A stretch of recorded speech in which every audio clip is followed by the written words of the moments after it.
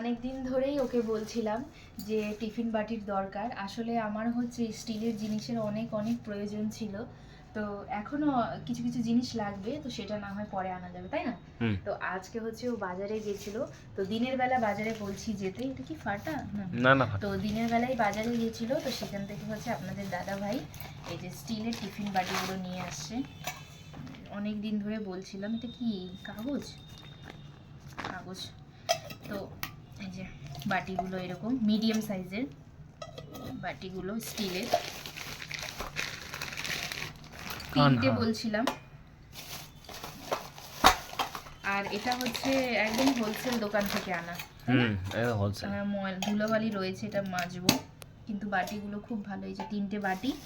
আর ওকে বলছিলাম হচ্ছে প্লেট লাগবে, তরকারি খাবার প্লেট এমনি বাড়িতে আছে, কিন্তু ওগুলো কেমন যেন হয়ে গেছে। কিন্তু স্টিলেরটা আমার কাছে এরকম টাইপের প্লেট, মানে বাটিটা নাই তরকারিগুলো খাওয়ার।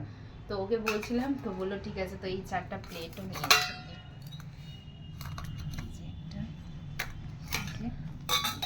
ঠিকই আছে।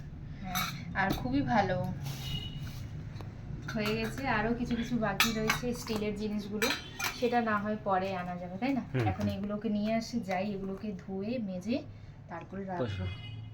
কেমন হয়েছে আপনারা একটু কমেন্টে জানাবেন তো স্টিলের বাটিগুলো। আর এই তরকারি খাবার প্লেটগুলো, মাছ মাছ দেওয়া যায় বা মাংস বা সবজি টবজি, না কেউ আসলে আরো নিয়ে আসবো বলে নিয়ে আসবো। হ্যাঁ, স্টিলের তো গামলা টামলাও লাগবে, পরে নেব সেটা। তো এগুলো আপাতত দরকার ছিল। কেমন হয়েছে একটু আপনারা কমেন্টে জানাবেন। হ্যাঁ।